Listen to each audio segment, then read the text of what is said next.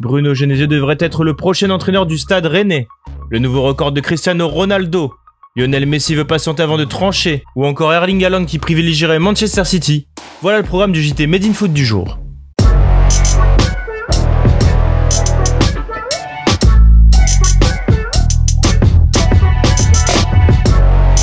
Rennes tient son entraîneur. Selon les informations de l'équipe, Bruno Genesio, libre depuis son départ du Beijing Guoan Football Club, a eu les faveurs des dirigeants rennais pour remplacer Julien Stéphan. Il a ainsi été choisi par Nicolas Olvec, le président, Florian Maurice, le directeur sportif, et François Pinault, le propriétaire. Néanmoins, il resterait quelques détails à régler dans les négociations. Mais le Stade Rennais devrait bel et bien confier son projet à l'ancien entraîneur de Lyon, qui connaît à la perfection Florian Maurice. Genesio ne sera malheureusement pas sur le banc de Rennes ce mercredi soir face à Lyon, pour la 28e journée de Ligue 1. De son côté, Cristiano Ronaldo est toujours immense par son talent, mais surtout par sa régularité. Le Portugais de 36 ans l'a montré hier soir face à la Spezia, en inscrivant le 3e but de son équipe pour conclure le match avec une victoire 3-0. Cette réalisation est déjà la 20e de la saison pour le quintuple Ballon d'Or, qui est devenu le premier joueur des 5 grands championnats européens à atteindre ce seuil durant 12 saisons consécutives. Comme l'indique l'AFP, Cristiano Ronaldo, qui a rejoint la Juve en 2018, a surtout égalé le record de buts de la légende brésilienne Pelé, avec 767 buts inscrits en carrière.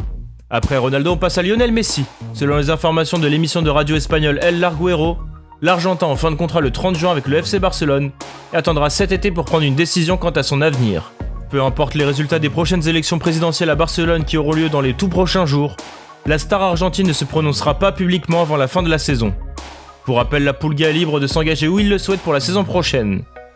Des rumeurs l'ont déjà envoyé du côté de Manchester City ou du PSG, qui rêverait de l'associer à Neymar. Depuis quelques jours, la presse espagnole indique que le Real Madrid pourrait être forcé de vendre Raphaël Varane cet été, en fin de contrat en juin 2022 et qui n'a toujours pas prolongé. D'après les informations de Manchester Evening News, le champion du monde français de 27 ans arrivé à Madrid en 2011 pourrait rebondir à Manchester United cet été. La priorité des Reds de Villes est le recrutement d'un défenseur central, et Varane apparaît comme un joli coup à saisir.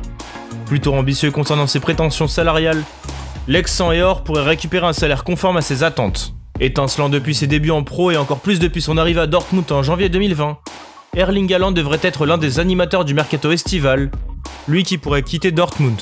Selon Sportbild, la préférence de l'attaquant norvégien va à Manchester City, où son père a joué dans les années 2000.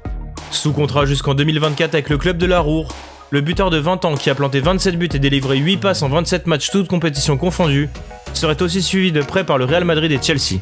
Enfin, on finit ce JT avec une grosse page OM. Hier, Jorge Sampaoli est arrivé à Marseille, où il est devenu le nouvel entraîneur vendredi jusqu'en juin 2023. Même s'il ne devrait pas être sur le banc contre le LOSC ce mercredi car il devrait effectuer une période d'isolement de 7 jours, l'Argentin a livré ses premiers mots sur le site officiel du club phocéen. Je suis heureux d'être ici, j'arrive avec beaucoup d'espoir et d'attente. Dans un club que je suis depuis longtemps. J'ai vraiment hâte de pouvoir commencer, j'ai énormément de respect pour cette ferveur populaire, et je vais faire tout ce que je peux dans cette période si difficile de pandémie, pour que les supporters aient de la joie.